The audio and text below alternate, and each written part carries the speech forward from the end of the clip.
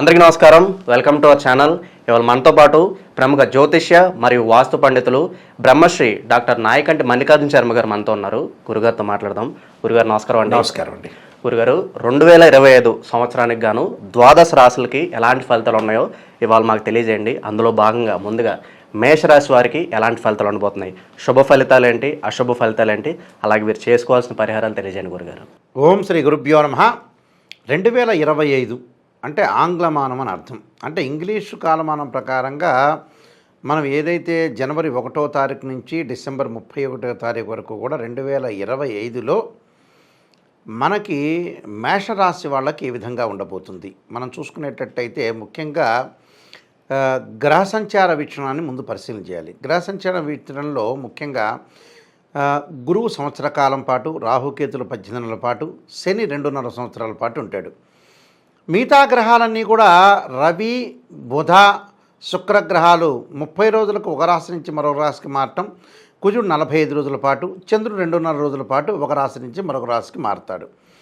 మరి అతిపెద్ద గ్రహాలైన గురువు, శని, రాహుకేతుల్ని మనం క్యాల్కులేషన్ చేసుకుంటే గోచారరీత్యా కూడా ఇక్కడ శని యొక్క మార్పు మార్చి 29వ తారీఖున పూర్వభాద్ర నక్షత్రం 4వ పాదంలో రాత్రి 9 గంటల 44 నిమిషాలకి పూర్వభాద్ర నక్షత్రం ప్రవేశంతో శని మీనరాశిలో ప్రవేశం జరుగుతుంటుంది. అలానే రాహుకేతులు కూడా మారుతున్నారు. రాహుకేతులు కూడా 2025లో రాహు ముఖ్యంగా కుంభరాశిలోకి సంచారం చేయటం, కేతువు సింహరాశిలోకి సంచారం చేయటం, అలానే గురువు మిథున రాశిలోకి సంచారం చేస్తాడు. అంటే ఈ ముఖ్యంగా మనం వెళ్ళామనుకుంటే మే 20వ తారీఖు ఉదయం 6 గంటల 45 నిమిషాలకి పూర్వభాద్ర నక్షత్రం 3వ పాద ప్రవేశంతో కుంభరాశిలో రాహు ప్రవేశం. అదే రోజున అంటే మే 20వ తారీఖునే ఉత్తరా నక్షత్రం 1వ పాదంలోకి సింహరాశిలోకి కేతు ప్రవేశం జరుగుతుంటుంది. ముఖ్యంగా గురువుని మనం చూసుకునేటట్లయితే మే 14వ తారీఖు 2025 ఉదయం పూట 11 గంటల 34 నిమిషాలకి మృగశిర నక్షత్రం 3వ పాదంలోకి ప్రవేశంతో మిథున రాశిలోకి సంచారం చేస్తాడు గురువు. అంటే అతిపెద్ద గ్రహాలు ఇవి. ఈ గ్రహాల్లో ముఖ్యంగా గోచారీత్యా మనం చూసుకునేటట్టయితే ఎవరెవరి యొక్క బలాలు ఏ విధంగా ఉన్నాయి, ఏ విధంగా వాళ్ళు చేయబోతున్నారు మనం ముఖ్యంగా చూసుకునేటట్టయితే మేషరాశి వాళ్ళకి రాహు యొక్క బలం బాగా ఎక్కువగా ఉంటుంది 2025లో. దానికి కారణం ఏంటంటే మేషరాశి వాళ్ళకి లాభస్థానంలో రాహు ఉంటాడు. అంటే లాభస్థానంలో రాహు అంటే మే వరకేమో వ్యయస్థానంలో ఉంటాడు మే 20వ తారీఖు. మే 20 తర్వాత వచ్చేటప్పటికల్లా వాళ్ళకి లాభస్థానంలో ఉంటాడు. కాబట్టి మే 20 నుంచి కొంత అనుకూలమైన ఫలితాలు జరిగే అవకాశాలు ఎక్కువగా ఉంటాయి. అంటే మే 20 ముందేమో గురువు యొక్క ఫలితం బాగా ఉంటుంది, తర్వాత వచ్చేటప్పుడు రాహు యొక్క ఫలితం ఉంటుంది. అంటే టోటల్గా దాదాపుగా 45% వాళ్ళకి బాగుంటుంది. అంటే ఎలాంటి ఫలితాలు ఉంటాయి అంటే ఉద్యోగపరంగా ఇబ్బందులు లేకుండా ఉండటం, నిరుద్యోగులకు మంచి ఉద్యోగ అవకాశాలు రావటం, ఉద్యోగస్తులందరికీ కూడా కొంత ప్రమోషన్లు రావటం వంటి, విదేశాలకు వెళ్ళే అవకాశాలు బాగా ఎక్కువగా ఉండటం, అలానే కంపెనీ త్రూ కూడా విదేశాలకు వెళ్ళే అవకాశాలు ఉండటం, అలానే విద్యార్థులకు కూడా ఏదైతే వాళ్ళకి మంచి విశ్వవిద్యాలయంలో సీటు సంపాదించాలనుకుంటున్నారో ఒక మంచి యూనివర్సిటీలో వాళ్ళు సీటు సంపాదించుకునే అవకాశాలు బాగా ఎక్కువ ఉంటాయి. అంటే మే 20 వరకు గురుబలం, తర్వాత మే 20 తర్వాత రాహుబలం అనేది ఉంటుంది. అంటే రాహు గురువు యొక్క ఫలితం అనేది బాగా ఎక్కువగా ఉంటుంది. అలానే మిగతా గ్రహాలను కూడా మనం పరిగణనలోకి తీసుకుంటే మేషరాశి వాళ్ళకి కొన్ని అద్భుతాలు జరిగే అవకాశాలు ఎక్కువ ఉంటాయి. ఆ అద్భుతాలు ఏంటి అంటే గతంలో ఏదైతే పనులు చేయలేకపోయారో అలాంటి పనులు చేసే అవకాశాలు బాగా ఎక్కువ ఉంటాయి. అంటే పెండింగ్ ప్రాజెక్టులన్నీ వాళ్ళకి పూర్తి అయ్యే అవకాశాలు ఎక్కువగా ఉంటాయి. అంటే గతంలో అమ్మాయి యొక్క వివాహం చేయాలనుకుంటారు, అబ్బాయి యొక్క పెళ్లి చేయాలనుకుంటారు, వాళ్ళ యొక్క చదువులు చదవాలనుకుంటారు. అంటే ఇలాంటి ఇన్సిడెంట్స్ లైఫ్లో కంపల్సరీ కదా, ఇవి మెమరబుల్ కదా. యాక్చువల్గా అయితే పిల్లగాడి చదువు, పిల్లగాడి అబ్బాయి యొక్క పెళ్ళి, అమ్మాయి యొక్క పెళ్ళి అనేది లైఫ్లో ఒక్కసారే టర్నింగ్ అవుతుంది. ఆ టర్నింగ్ అనేది చాలా ఇంపార్టెంట్ విషయం కాబట్టి ఇది వాళ్ళకి పెండింగ్లో ఉన్న ప్రాజెక్టులన్నీ కూడా వాళ్ళు ఫుల్ఫిల్ చేసుకుంటారు. అంటే ఇది గుడ్ న్యూసే వీళ్ళకి. అదొకటి. తర్వాత ఉద్యోగపరంగా ప్రమోషన్లే కాకుండా స్థానచలనం జరుగుతుంటుంది. కొన్ని వృధా భ్రమణాలు జరుగుతుంటాయి. అంటే వృధా ప్రయాణాలు, అంటే అనవసరమైన వాటికి ప్రయాణం చేయటం, కొంత డబ్బులు ఖర్చు పెట్టుకోవడం జరిగే అవకాశాలు. అంటే డబ్బులో వాళ్ళు పొదుపు పాటించాలి. డబ్బు వస్తుంటుంది అంటే మనకి ఏదైనా ఒక పని చేస్తుంటే డబ్బు వస్తుంది, అదృష్టం కూడా కలిసి రావాలి, గ్రహాల యొక్క ప్రభావం కూడా ఉండాలి. దీనిలో ముఖ్యంగా ఈ 2025లో ఉద్యోగపరంగా చాలా అద్భుతంగా ఉంటుంది వాళ్ళకి. అంటే మనీ అనేది ఇంక్రీజ్ అవుతుంది. ఇంకో రకంగా డబ్బులు డిక్రీజ్ అవుతుంటాయి. దానికి కారణం వాట్ ఈస్ ద రీజన్ అంటే పిల్లల యొక్క పెళ్ళిళ్ళు, చదువులు, వాళ్ళ కోర్సులు, ఇల్లు కన్స్ట్రక్షన్ చేయటం, ఇంటి మరమ్మతులు చేయటం, వాహనాలు కొత్తవి కొనుగోలు చేయటం, విలువైన ఆభరణాలు, బంగారు ఆభరణాలు కొనుగోలు చేసే అవకాశాలు ఎక్కువ ఉంటాయి. అయితే వీళ్ళకి ఏంటంటే సరైన సమయంలో సరైన నిర్ణయం తీసుకుంటారు వీళ్ళు. అది వాళ్ళ కొంత ప్లస్ పాయింట్. దానివల్ల ఏంటంటే అనుకూలంగా ఫలితాలు బాగా రావటం, కానీ డబ్బులు మటుకు ఖర్చు అయిపోతుంటాయి. అంటే డబ్బులు ఎందుకు ఖర్చు అవుతున్నాయి వాళ్ళకి యాక్చువల్గా అంటే ఏదో ఒక శుభ కార్యక్రమాల నిర్వహణ, ఇల్లు కన్స్ట్రక్షన్ చేయటం, పొలాలు కొనటం, ల్యాండ్స్ కొనుగోలు చేసే అవకాశాలు బాగా ఎక్కువ ఉంటాయి. దాంతోపాటు అవమానాలు కూడా కలిగే అవకాశాలు ఉంటాయి. అంటే బంధుమిత్రులతోటి సహనంగా ప్రవర్తించాలి, లౌకిక విధానంతో ముందుకు వెళ్ళాలి, లేకపోతే వాళ్ళకి చాలా ప్రాబ్లమ్స్ వచ్చే అవకాశాలు ఉన్నాయి. అంటే మధ్యవర్తిత్వం అనేది మంచిది కాదు. ఏదైనా సరే భార్యాభర్తల మధ్యలో కానీ, అన్నదమ్ముల మధ్యలో కానీ, బయట విషయాలకు మనం ఎప్పుడు కూడా చర్చించేటప్పుడు లౌకిక విధానంలో వెళ్ళాలి. అంటే ఒక వ్యక్తికి అది ఇష్టం ఉండొచ్చు, ఇష్టం ఉండకపోవచ్చు.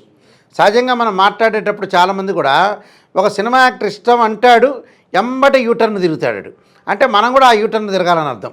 అంటే వీళ్ళు అనుసరించాల్సిన వ్యూహం ఇది. 2025లో అలాంటి వ్యూహాన్ని అనుసరించాలి యాక్చువల్గా. ఆ డబ్బులు ఖర్చు పెట్టడానికి కూడా కారణం ఏంటంటే వాళ్ళకున్న ఏదైతే మనీ అనేది అసెట్స్ రూపంలో చేంజ్ అవుతుంది.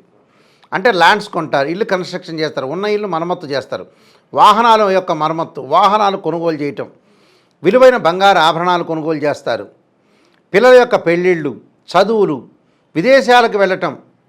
అంటే ఇన్ని మార్గాల ద్వారా వాళ్ళకు వచ్చే ఆదాయం కంటే ఖర్చు చేసేది ఎక్కువ. అలానే అవమానాలు జరుగుతాయి. అవమానం ఎందుకు జరుగుతుంది అంటే నరదృష్టి ఎక్కువ ఉంది. అంటే వీళ్ళు ఎదుగుతుంటారు, మనం ఎదుగుతున్నాము అని అంటే మనల్ని తిడుతున్నారంటే ఒక వ్యక్తి మనం ఎదిగినట్టే అర్థం. ఓర్వలేని వాళ్ళు చాలామంది ఉంటారు. ఒక మనిషి సహజంగా ఎలా ఉంటుంది మామూలుగా న్యాచురల్గా మన మీద ద్వేషం ఉంది అని అంటే, ద్వేషం వచ్చింది అని అంటే మనం ఎదిగినట్టే. అదే దానికి సింబాలిక్. అందులో అవమానాలు జరుగుతుంటాయి. వీళ్ళని మీద ఓర్చలేని వాళ్ళు, నరదృష్టి గల వాళ్ళు ఎక్కువ మంది ఉంటారు. కాబట్టి అవన్నీ పట్టించుకోకూడదు. మనం స్విమ్మింగ్ చేస్తున్నాం, ఈత కొడుతూ ఉన్నాం, మధ్యలో రకరకాల అవాంతరాలు వస్తుంటాయి. ఆ అవాంతరాలను మనం పట్టించుకోకుండా ముందుకు వెళ్ళిపోవటమే. అలా పట్టించుకున్నారంటే జీవితంలో ముందుకెళ్ళాలి. మనం చేసే పని మంచిది ఉండాలి అంతే. మనం చేసే పని మంచిది ఉండాలి. మంచిగా ఉందనుకోండి ఎవరన్నా కూడా దానికి ఏం లేదు, ఏమనుకోరు. మొన్న మధ్యన మెగాస్టార్ చిరంజీవి గారు ఒక చిన్న పాయింట్ చెప్పాడు. ఏదో ఒక ధ్వజస్తంభ ప్రతిష్ఠ జరుగుతుండగా ఆ ప్రతిష్ఠ అంతా అయిపోయిందట. ప్రతిష్ఠ అంతా అయిపోయి మనకి సహజంగా ఇత్తడి తొడుగు, బంగారు తొడుగు తొడుగుతారు ధ్వజస్తంభానికి. సహజంగా వర్షాకాలంలో కప్పలు ఎక్కువ వస్తుంటాయి కదా. ఆ కప్పలు 10 12 కప్పలు ఆ ధ్వజస్తంభం దగ్గర ఉండగా అన్ని కప్పలు అనుకున్నాయట. ఏమనుకున్నాయంటే వాళ్ళ యొక్క మనసులో భావం, ఈ ధ్వజస్తంభానికి ఎక్కితే ధ్వజస్తంభాన్ని కొద్దిగా నూనె అవన్నీ రాస్తుంటారు, పూజలు చేస్తుంటారు, వర్షం పడుతుంటే జారిపోతుంటుంది, నీళ్లు నూనె పడుతుంటే వర్షం జారిపోతుంటుంది. అలా పైకెక్కుతూ ఉంటుంటే మనం జారి కింద పడిపోతాము అని కప్పలన్నీ అనుకునేట. కానీ ఆ గోల్ సాధించాలిగా లక్ష్యం. కొంతమంది మనం మంచి చేసే పనికి ఒకటితో సంబంధం లేదు, మనకు మంచి అనుకుంటే మనం చేయటమే ఆ పని. అయితే ఈ ఒక కప్ప ఏం చేసిందంటే హఠాత్తుగా పైకెక్కిందట. హఠాత్తుగా పైకెక్కగానే ఎమ్మటే ఆ కప్ప ఎక్కి దాని యొక్క లక్ష్యాన్ని ఛేదించిందట. ఎందుకు ఎక్కింది అంటే ఆ కప్పకి చెవులు లేవట. మిగతా కప్పలన్నిటి కూడా వినికిడి జ్ఞానం ఎక్కువందట. ఆ చెవిటి కప్ప అయినా కూడా పైకి వెళ్ళిందట. అంటే మనుషుల యొక్క తత్వాల్ని కొన్ని మాత్రమే వినాలని అర్థం, కొన్ని పరిపూర్ణంగా వినకూడదు. ఒక స్టేజీకి ఒక వ్యక్తి హీరో కానీ ఒక పొలిటికల్ లీడర్ కానీ వెళుతూ ఉండగా జరుగుతుంటుంది సహజంగా. ఓర్వలేనితనం మనకి మానవుడి యొక్క ధర్మం కదా ఎక్కువగా. ఈ సృష్టి ధర్మంలో మానవుడి యొక్క ధర్మం ఏంటంటే మనం డబ్బులు చేతిలోని జేబులో వెళ్ళిపోయినా వాడు బాగుంటే వారసలేనితనం వీళ్ళ యొక్క గొప్ప లక్షణం కదా, మానవుడి యొక్క లక్షణం. అందువల్ల అలాంటి విషయాలు వీళ్ళు పట్టించుకోకూడదు ఈ రాశి వాళ్ళు. వాళ్ళు ఏదైతే ఇళ్ళు కానీ ఆస్తులు కానీ ప్రాపర్టీస్ కానీ ముందుకు తీసుకుని వెళ్ళాలి. అయితే విద్యార్థుల విషయానికి వచ్చామనుకోండి, మనం సహజంగా వీళ్ళకి మే 20వ తారీఖు వరకు కూడా ఎడ్యుకేషన్ పరంగా బాగుంటుంది. అంటే చదువు పట్ల బాగా కాన్సన్ట్రేషన్ చేస్తారు. అంటే పోటీ పరీక్షల్లో కానీ గవర్నమెంట్ సెక్టార్లో కానీ ప్రైవేట్ సెక్టార్లో కానీ చాలా అద్భుతమైన రిజల్ట్స్ వస్తాయి. నెక్స్ట్ ఇయర్ అకాడమిక్ ఇయర్ చదివే వ్యక్తులు ఉంటారు కదా, మే 20 తర్వాత వాళ్ళ కొంత గురుబలం తగ్గుతుంది. అలాంటి వ్యక్తులు ఏం చేయాలంటే చదువు మీద బాగా కాన్సన్ట్రేషన్ చేయాలి, వ్యాపకాలు తగ్గించుకోవాలి విద్యార్థులు. ఎంత వ్యాపకం తగ్గించుకొని వ్యాయామానికి సంబంధించిన వ్యాపకాలు క్రికెట్ అలాంటివి కొద్ది కొద్దిగా ఆడుకోవచ్చు, కానీ చదువు మీద బాగా కాన్సన్ట్రేషన్ చేయాలి. స్త్రీల విషయానికి వచ్చామనుకోండి, స్త్రీల విషయానికి వచ్చేటప్పటికల్లా ఇప్పుడు ఈ మేషరాశి వాళ్ళకి మనం కేతువు కూడా 5వ స్థానంలోకి వస్తాడు.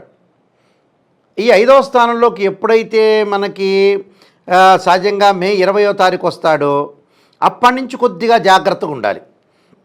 అంటే సంతానపరంగా ఇబ్బందులు ఉండటం, సంతానం చదవట్లేదని ఈ ఇబ్బందులకు గురయ్యే అవకాశాలు ఎక్కువ ఉంటాయి. అంటే మేషరాశి వాళ్ళకి ఒక రకంగా మే 20వ తారీఖు కొన్ని బలాలు, ఆ తర్వాత మరికొన్ని బలాలు పడుతుంటాయి. అందువల్ల ఈ 25లో మళ్ళీ మే 14వ తారీఖు గురువు మారుతాడు. మే 14వ తారీఖు గురువు మారితే మేషరాశి వాళ్ళకి వచ్చి మిథున రాశి 3వ స్థానంలో గురువు. 3వ స్థానంలో గురువు రాగానే డబ్బులు ఖర్చు పెడతారు, అసెట్స్ మీద డబ్బులు ఖర్చు పెడతారు.